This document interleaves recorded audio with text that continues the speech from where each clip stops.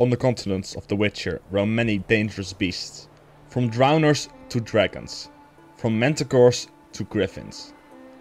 There is a large variety of monsters around. Witchers were made to deal with these threats that roamed the land. This led to the extinction of many monsters, and their numbers went down. But, as I said, Witchers were made to deal with the monsters on the land, because that is where humans live. They are not made to fight the beasts that live below the waves. Looking at the map that came with The Witcher 3, you can already see some creatures in the sea. These, however, do not appear in the game itself, for logical reasons. That Witchers are not great at fighting in the water. In the books and in The Witcher 1, we get glimpses of what is hidden below the waves where humans can't tread. Near Vizima, there is an underwater city in Lake Vizima that belongs to the Voginoi, a race of fish-like beings that live throughout their underwater cities and settlements in the depths.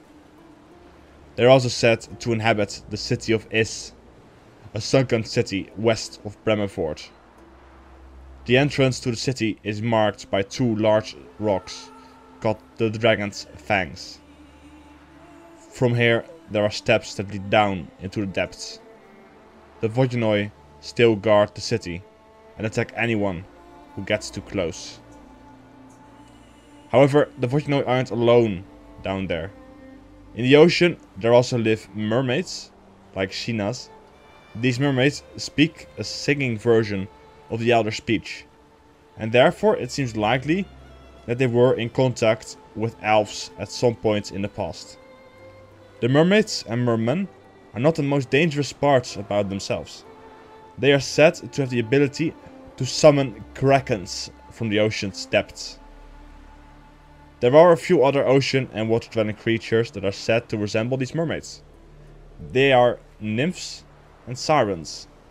Sirens, however, are easy enough to separate from them, thanks to their bat-like wings.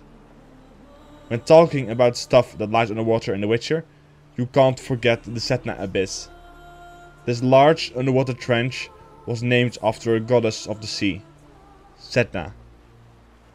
This is also the location where Vilgefortz had to open up a magical maelstrom that he used to teleport ships to one of his hideouts in Ebbing. The abyss itself is quite mysterious. In The Witcher pen and paper RPG, the following story can be found. Let me tell ya, merchants love a good mystery, especially one that ends in money. This strange barbed harpoon turned up at the market in Gorsvellen a few years ago. The merchant didn't think too much of it. Old, dirty, soaked in seawater and covered in algae. But when he cleaned the thing up to sell, he found something unexpected. From butt to barbs, this harpoon was inscribed with some strange runes. Not the runes we use nowadays. Flaming orange, like dying embers, and humming with power. The harpoon's blade was long and thin, with wicked barbs, made of some alloy the fella couldn't place. After a fair bit of marveling, the merchant set to tracing the fella who had sold him the harpoon. After a bit of work, he found an old ship's quartermaster on shore leave, in from Atolia.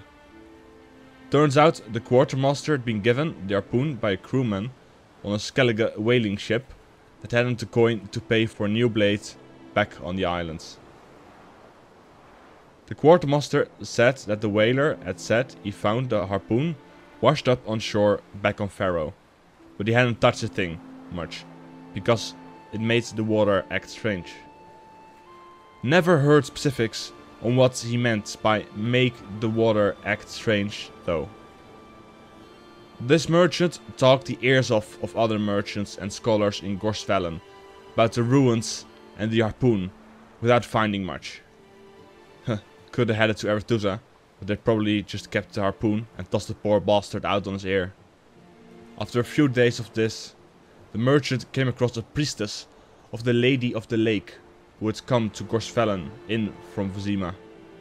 The priestess said that she'd seen runes like them before, dealing with the Vodjanoi in a city at the bottom of Lake Vizima. With a little more digging, the merchant found out there used to be a city off the coast of Bremenvoort, called the City of Is. Probably had folk there like the Vodjanoi, and likely they made this harpoon. Hoping to find more treasures to sell, the merchant headed out to the ruins of Is on a chartered boat. His hired divers couldn't reach the city, but they saw its ruins far in the depths, and past those, off towards the Setna Abyss, a huge skull of some sort of creature. To this day, there's no clear connection between the harpoon, Is, and the giant skull, but there are all manners of speculation. Folk have taken to the saying that the harpoon belonged to a brave Isian warrior who went to his death protecting the city from an unholy horror that slithered out of the depths of the Setna Abyss. Guess we'll never know the truth, but the merchant made a bundle on the damn harpoon. So, could it be true? Could gigantic monsters and creatures live in the abyss? Maybe we'll one day find out. And of course, as I'm ending this video about everything underwater, you can't forget drowners. In this video I mainly focused on ocean life. I made a few mentions of what lives in waters like lakes. However, there are more creatures that live in water and lakes locations. However, because they are somewhat more explored, I tried to focus more on the ocean part. That was it for this video. If you want more, like and subscribe. Uploads are a bit slow at the moment. I'll try to get them back to 2 videos a week. Once again, soon. Next video will be in somewhat more than a week. Just a heads up, that takes somewhat longer for next video. That was it. Bye.